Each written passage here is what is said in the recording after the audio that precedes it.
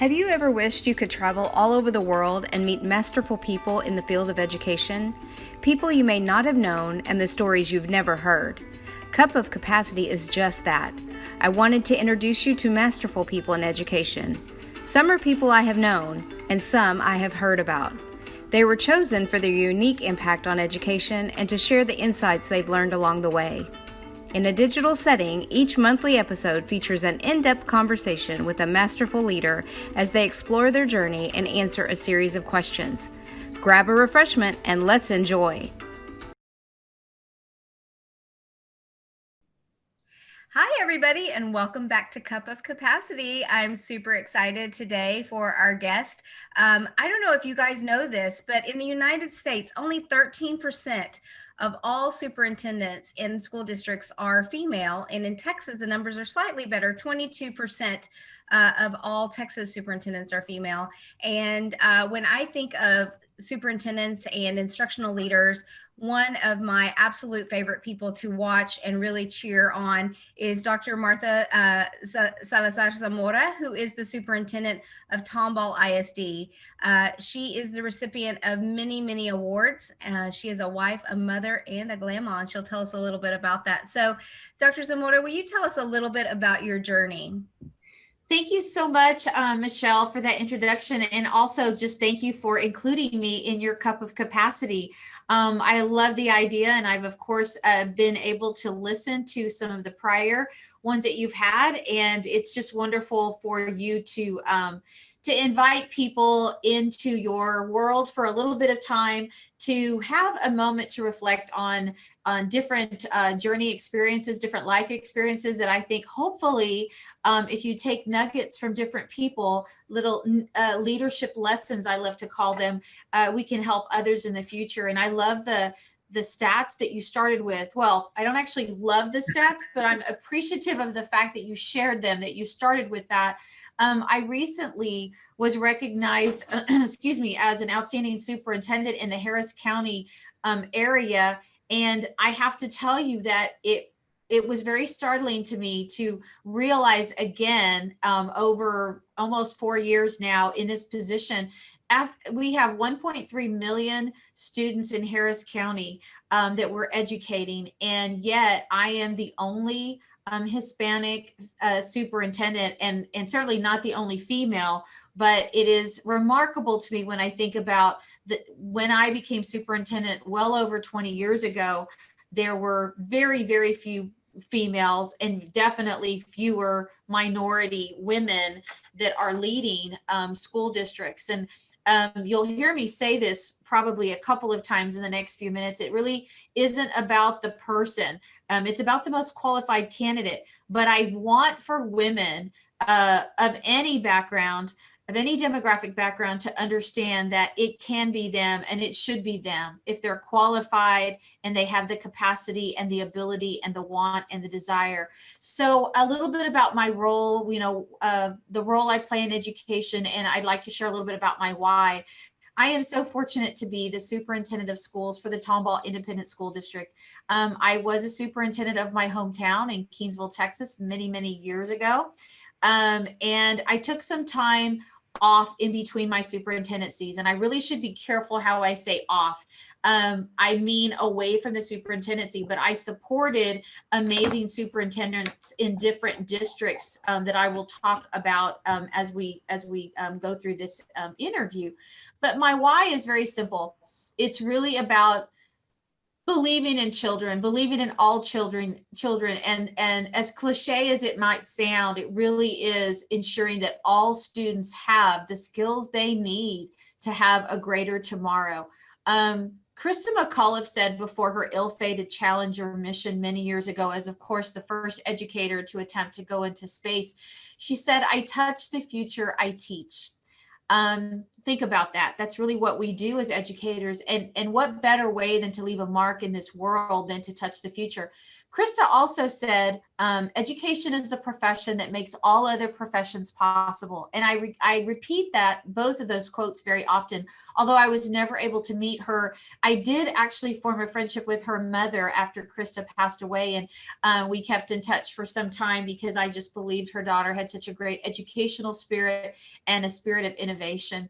I would like to be seen and thought of as a person like that. And when I think about who instilled that in me, obviously parents come to mind. I have one sibling, but I also had that educator, that person that believed in me from first grade. And I don't know how many people can say that, but my first grade teacher, Mrs. Belen Flores, who was a quiet, unassuming woman who just believed in all of us. I can't say it was just me. I'd like to think I was that special one, but she made every child in her first grade class feel like they were that special one. And so I'd like to share something. I'm going to show a couple of pictures throughout this, but this is me at right before graduation, what they called graduation at elementary school. And the words are girl and dog cited for perfect attendance. My dog Mannix and I got perfect attendance in the first grade. Mannix walked with me to school, and my first grade teacher, now I'm not advocating this now, but at the time, several years ago, in Keensville, Texas, my dog was allowed to go into the classroom with me and sit near the teacher's desk. Talk about being a teacher's pet, right? So this dog, obviously she knew I had a connection to my favorite dog. And as a teacher, she said, it's fine. And I guess at the time it was allowed, probably wouldn't be now. But nevertheless, this woman, the reason I share that story is because when you think about leaving a legacy, leaders are leaders in all capacities, leaders of classrooms, leaders of campuses, leaders of districts. So I would want anyone hearing this in whatever role they play in education to realize that we are all leaders. If you aspire for something more, I'll talk a little bit about ways in which you can achieve that. But this woman was a leader amongst leaders in my mind. And she, from a very early age, showed me what having the heart of a leader looks like and feels like. She attended all of my college graduations. She stayed with me through my life. She has since passed away, but I believe her leadership spirit lives within me. I learned, of course, a lot of values about leadership and other nuggets of wisdom from my parents, who both, of course, valued education very, very much. On a personal side, I was born with a severe, profound hearing loss. So I was a child that was a product of gifted and talented because of my intellectual ability, but I was in a special education environment because of my disability. And at a very young age, one mantra that I heard from my parents, but mostly my mother, that strong female character in my life to this day, I heard often, never let your disability be your inability, right? Because I did have a severe, profound hearing loss. I did have an ossicular chain implant, but not until the age of 17. So I had amplification growing up.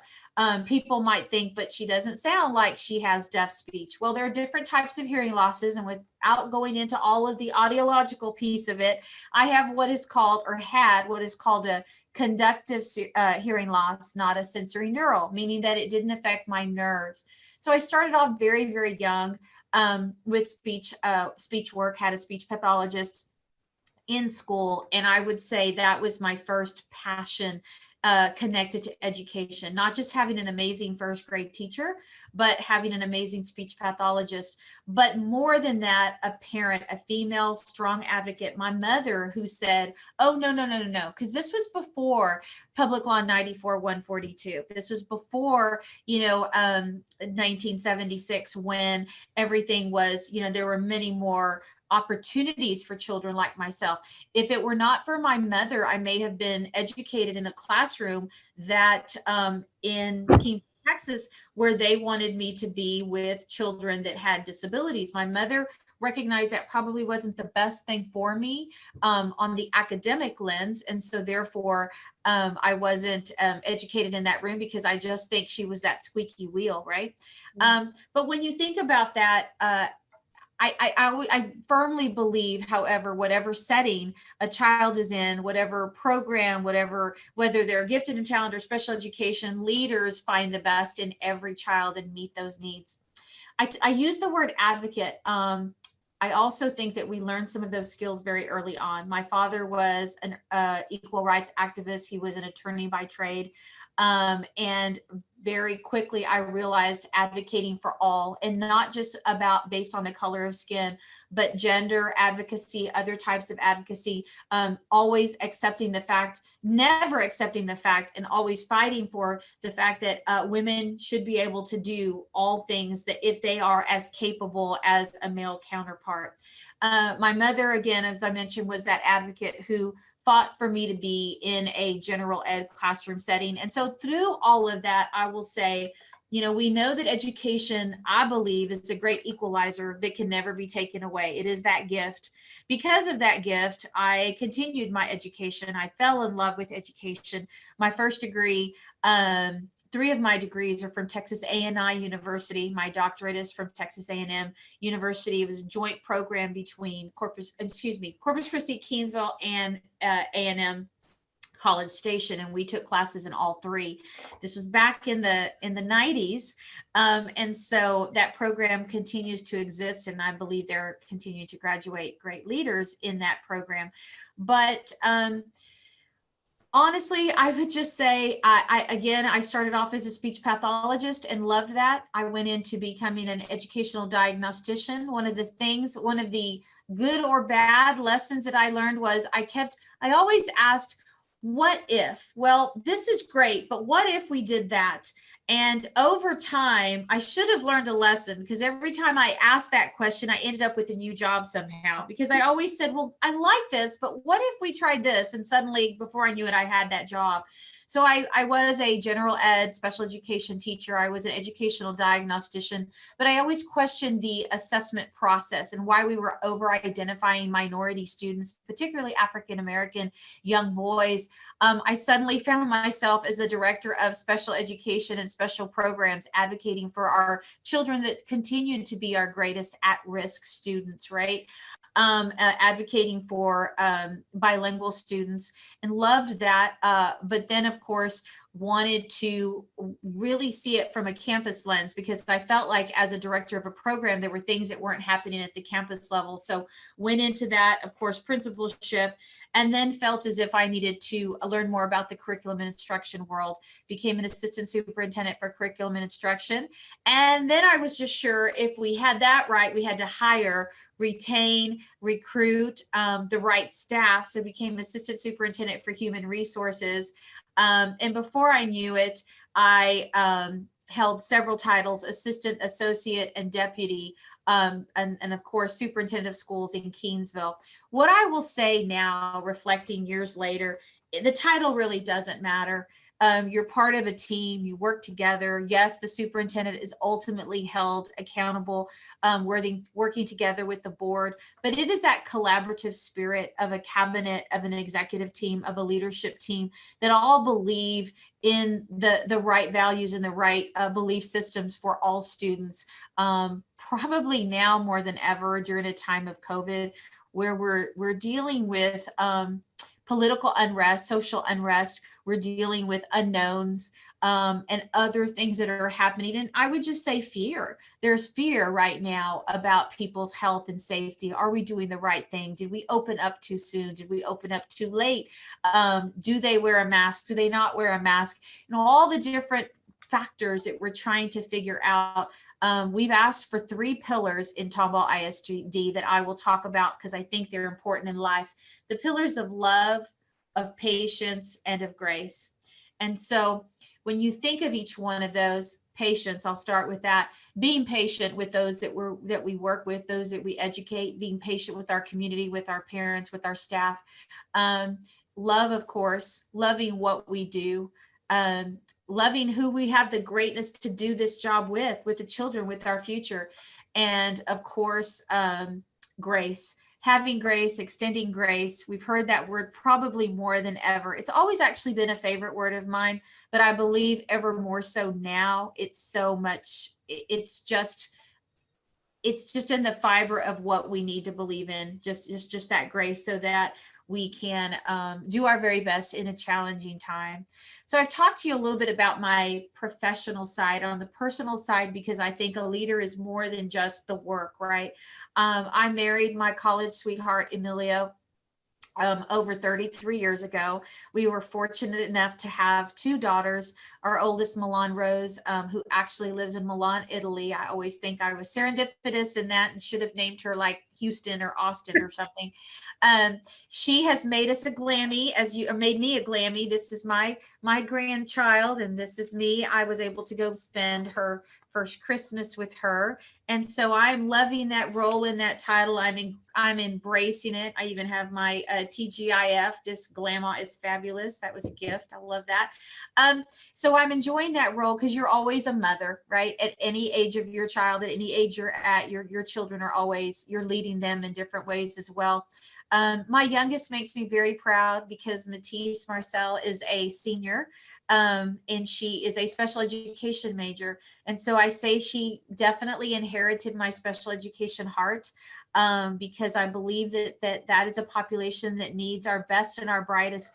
I would actually say education needs our best and our brightest. It is the best profession I think anybody can major in, if you have the want and the will and the heart, because it's not easy to be an educator. It's not easy to be a leader.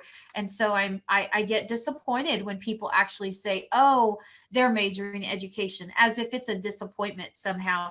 I think we should be elated and just as proud as if they were becoming a lawyer or a doctor. All of those are necessary, but remember, education is a profession that makes all other professions possible. So I'm super proud of our baby, who's now looking into master's programs soon, and will of course be, I believe, an amazing educator in the future. The work that we do, I will say, as a superintendent, is at times it's lonely, it's challenging, it's rewarding, it's invigorating.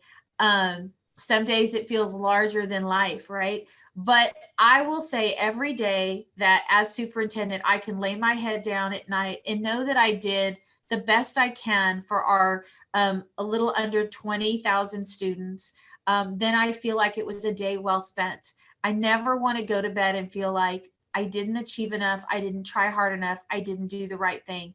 There are difficult decisions that have to be made, and I have certainly learned more than ever now during COVID that sometimes there are just lose-lose situations, and you have to accept the fact that no matter what decision you make, somebody will be unhappy. That's not something that you should necessarily become accustomed to, but you do have to accept it and understand it's just a part of life. Some of the things that drive me as a leader and as an educator are giving back. I talk a lot about the importance of being a leader and setting the tone. I have a plaque that sits in my office, but I'm actually sitting in another office right now. And it really says that it really comes to the heart of leading with heart while taking care of business. It's a plaque that was given to me by my first set of principals years ago in Spring, Texas, actually, when I was an assistant superintendent there. And I think that if people keep that in mind, whatever job they hold in education, right, taking care of hearts while also taking care of business, you will succeed in the classroom, at the campus level, at the district level, or whatever role you play in public education. I'm going to say that because I know people may see this that come from non-public entities, and I believe in choice. I struggle with the funding part of that, however, because public education, we're at a time right now where we need all of the dollars that we can possibly hold on to. House Bill 3 was going to be challenging enough to fund before COVID and COVID economy and the possible recession that we are continuing to see evolve and unveil. I think we'll see what happens after the election, and hopefully we will be able to see more dollars funneled to public education. When I think about being a leader, however, I've talked about legacy, leaving a leadership legacy. I left the superintendency, a job that I loved very much, but I wanted to make sure into my 50s, now I'm in my 50s, just barely, but I wanted to make sure, however, that I could reflect back and say I was a good leader, but a great mother. And my fear was if I didn't prioritize and manage my time, that I would look back and say, you were such a great superintendent, great leader, but did I fall short as a mom? And the only reason I mention that is because I made a conscious decision, knowing my family, my husband's position, and the time intense that he needed for his job, knowing the type of superintendent that I am. I believe that to be a successful superintendent, it's very 24/7, and that's sometimes hard to manage when you have young children. Kudos to any person who does that, any woman or male who's that involved and manages that, but it does sometimes come at a price, and I wasn't willing to pay that price. So now I chose to wait until my children were both out of high school or college. Basically, it happened. I became superintendent when my youngest was a month away from graduating from high school. So it was perfect timing. That life isn't always quite so perfect though, right? Sometimes things happen and opportunities come. I would say it's okay to say no. Oftentimes people feel like, oh my gosh, the door's open, I have to go through it. Sometimes it's the right time, not to get religious, but prayer, if you believe in the power of prayer, I think sometimes you will get a message or a sign or a feeling of this is the right thing to do at this time. There's nothing wrong with taking a job though and finding out perhaps it's not the right fit, it's not the right place, it's not the right time. I was in a district in the Central Texas area in Round Rock ISD where I loved being the superintendent of schools, but then I realized it wasn't the right time to be in that part of the region or in that district perhaps in my life, and came back to the greater Houston area. And had I not made that decision, I would not be the superintendent of Tomball now. Leaving a leadership legacy though is bigger than just saying that. It's about giving back. And I recently was able to serve on my 20th dissertation, and I've got a 21 coming up soon. I love serving on dissertation committees with young women, with men, of course, as well, with minorities, with individuals that just feel like they want for me to be able to support them through that journey. And it's such an exciting day when a baby doctorate is born, and we get to see them continue, right? Because I want to make sure that the next generation has the same passion, the same love, the same, grace, patience, and love that it takes, but has the heart to do what you need to do to ensure that all our students have the skills that they need for the future. So other things that I do is help lead at the state level, state organizations, national organizations. I was the past president of TALAS, the Texas Association of Latino Administrators and Superintendents. I was proud president for almost 3 years and held various offices. I'm currently the vice president of the Texas School Coalition. Fast Growth School Coalition, not the other one, and also very involved with the Texas Council of Women School Executives. So I've been selective. Obviously there's so many amazing organizations that you can lend your time and heart to, but you also have to prioritize and figure out how much is too much and where can you add value. So I've chosen TALAS for the reason that I believe there needs to be better representation at the superintendent level. I'm a fast growth district, so I'm proud to be a part of the Fast Growth School Coalition. And my heart is really seeing more women school executives. So to be able to be a part at our regional level, which of course I've met you, Mechiel, through that organization, and at the state level, it's important. That's all part of leaving that legacy. The other thing I do is continuously mentor. At any given time, I'm probably mentoring about 8 different people at different levels, campus principalships, striving for that first campus principalship, central office, perhaps striving for that first superintendency. And I'm fortunate, just this past year, I was able to be the TASA mentor for the Spring Branch Independent School District Superintendent, a dear friend, Dr. Jennifer Blaine. So I think you get out of life what you give. And to me, it's important to give just as much. I have been very blessed in my lifetime, personally and professionally, but I want to see others be able to continue to. I'm not planning on retiring soon, but at some point that will happen. And I want to feel like the work that I did made a difference in not just the lives of the students in Tomball ISD, but in other districts as well. Education is a passion, it's a belief, but it's not for the faint of heart, right? It's for people that want to dig in and work hard. I'm not sure if you're not in education or not married to an educator, people quite realize the immense time that that we give. We all know teachers that will stay up to the wee hours or wake up very, very early and do what they need to for their students' academics or extracurriculars. And I have so many examples of that in Tomball ISD, as well as people from throughout the state and the nation. I am so proud to call myself a Texas school educator, and even prouder to say I'm a Texas school superintendent. So my why is very simple. I feel that my life's work, I talked about having a severe, profound hearing loss. That wasn't corrected till the age of 16. They had to wait for several years because of the growth plate to ensure that once the surgery was performed, it would be successful. So I will say I've been educated in different areas. Not that I remember all of them, but it has made me a lifelong advocate. When we say all, we mean all. If somebody had not listened to my mother years ago, I might not have become that district's first female superintendent. Definitely not. I mean, I truly don't know if I would have even gone into education. I'm not sure. I hoped I would have been just as successful, but to me, success is measured in the happiness you have in what you do. So I consider myself very, very successful because each and every day I have the great joy to do a job that I love with people that I enjoy working with. And I can think of nothing greater that I can do in my life. It gives me purpose. It gives me a purpose in life. And I think that if people feel that way, then education is right for them. But if they don't, then perhaps it's not. That's so great. I've covered a lot.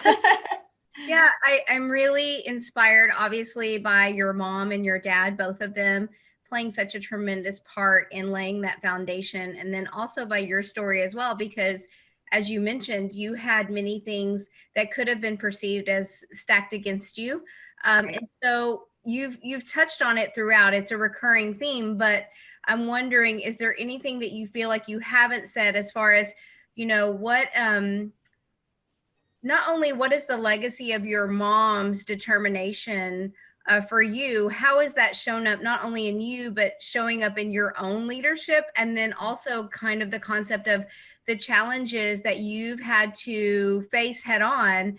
How did those show up in your superintendency, as well as far as what you hope to make happen for the students there, the teachers there, the leaders there? Okay, great question. Thank you for asking that.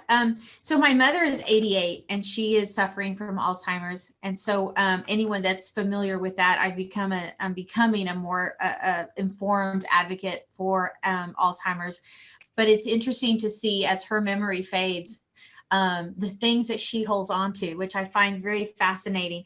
I will say for me, I think that foundation, and I appreciate you stating that.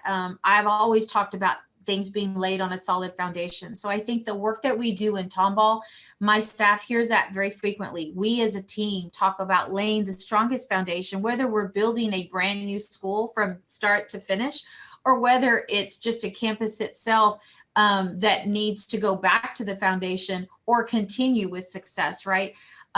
We just have that belief that working together, we can continue to exceed and excel. Tomball ISD, our mantra is destination excellence. We're not just a district, but a destination. Because if you're going to do something, you need to do it well. But if you don't have a solid foundation to pull from or draw from, then you're on sometimes shaky ground, and it can be challenging and things can falter. So in any district I've been in, I would say anyone, often we're asked, words to describe you. Everyone's had an interview where somebody says, give me the words to describe you. I think it's important to talk about being focused, and just being a hard worker. It sounds like such a basic word, but just having that precision and making sure that people understand what is the vision and what is that foundation need to be like to continue to see excellence. Excellence isn't a word you can throw out and just say, this is what we are. You have to be able to sustain that. I am so proud to say that the district that I'm fortunate to lead, it has the highest academic rating in the greater Houston area. We are not just an A-rated district, we're a straight A-rated district with a 94 overall rating. And again, in the age of accountability, it's not just about the number, and it never should be. Our kids are far more than that. But I like to say, if we're going to be compared or people make decisions on where to live and where to educate their children, I'll take that A if it has to be out there, right? I'm not an advocate of it at all. And I do worry about it now in the day and age of COVID, and hope to see some changes at the state level, at least during this time, which we saw, of course, with Hurricane Harvey and other catastrophic events. But just working hard and reaching for the stars. Yeah. That's awesome. So I'm going to ask you a question that's kind of off base at the end. I usually ask a couple of questions. So what is a talent or a quality or an ability that you possess that few people know about? Okay. Very few people know that I have a black belt in Taekwondo. And that is really because my brother was a Taekwondo instructor, and my parents thought it would be a good form of, I guess, just being able to protect myself, self-defense. And so I had to take the classes, and there you go. I'm not sure I could do that as well now. And there's another funny tidbit. I raised pigs for the stock show. I love my stilettos. So anyone knows me knows I like high heels. So I was a pig raiser at one point for the stock show in Keensville, Texas. So some hidden facts. Great. Were you showing pigs in your stilettos? No, I wasn't quite wearing as high heels in high school, but I'm still wearing them now. People keep saying with age, I might give them up. I haven't so far. Well, I'm assuming that you do quite a bit of reading and writing, and I'm going to assume that you do reading for pleasure and because you have things you need to read. So when you're reading, what kinds of things what's your favorite snack or your favorite thing to wet your whistle with while you're reading all those things? Oh my gosh, that's such a great question. So I'm fortunate to be a part of a national superintendent's group. We have decided the best day for us to meet is Sunday. We're all in different time zones. We're from throughout the nation. So it's amazing to get on the Zoom with, Washington and Oregon. There's one other female superintendent from Texas, my dear friend, Dr. LaTanya Goffney from Aldine. So we're the only two Texans on the call, but there are women from Kansas and Tennessee and just everywhere, right?